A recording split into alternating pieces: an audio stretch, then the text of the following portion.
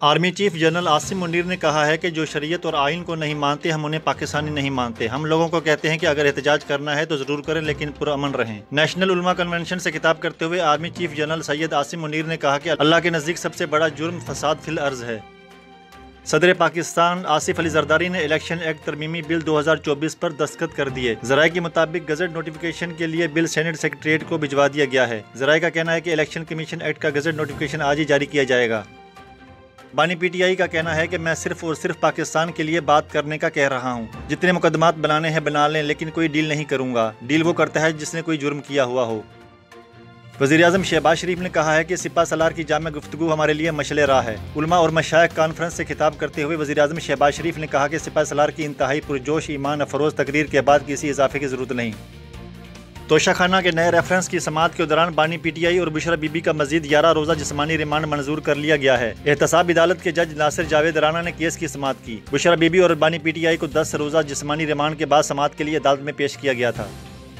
Peoples party के रुकन कौमी असम्बली मखदूम जमीलुज़्ज़मान ने कहा है कि बिलावल भुट्टो जरदारी सिंध के वोटों पर वज़ीर-ए-आज़म नहीं बन सकते। उनको वज़ीर-ए-आज़म बनाने के लिए हमें पंजाब से वोट चाहिए। मखदूम जमीलुज़्ज़मान ने कहा कि पीपल्स पार्टी पंजाब के लीडर बड़े बड़े ओहदे लेकर बैठ जाते हैं, लेकिन वो बिलावल भुट्टो के लिए MLAs नहीं जितवा सकते।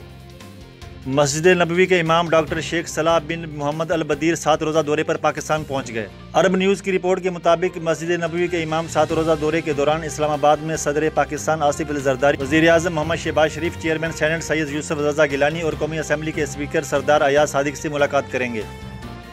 पेरिस ओलंपिक्स में आज Pakistani javelin thrower Arshad Nadeem gold medal के लिए मैदान में भारतीय ज्यूलन थ्रोअर नीरज चोपड़ा का सामना करेंगे। कौमी क्रिकेटर्स ने अरशद नदीम की ओलंपिक्स में कामयाबी के लिए अपनी नेक तमन्नाओं का इजहार किया है। फास्ट बॉलर नसीम शाह का कहना है कि 13 माह से रेड बॉल क्रिकेट नहीं खेली। काफी अरसे के बाद खेलना आसान नहीं होता। नसीम शाह ने मीडिया से गुफ्तगू करते हुए कहा कि इंटरनेशनल क्रिकेट का अपना प्रेशर होता है। इंजरी के बाद बॉलिंग के स्पेल लोड को आहिस्ता आहिस्ता बढ़ा रहा हूँ।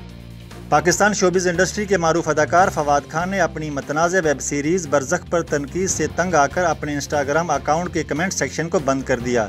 अब फवाद खान के इंस्टाग्राम अकाउंट पर उनके मदाह सिर्फ पोस्ट्स को लाइक कर सकते हैं, लेकिन अपनी राय का इजहार नहीं कर सकते। वॉइस ऑफ नेशन की वीडियोस देखने के लिए हमारा चैनल सब्सक्राइब कीजिए और बेल के आइकॉन पर क्लिक कीजिए ताकि आप हमारी तमाम आने वाली वीडियो से बाखबर रह सकें।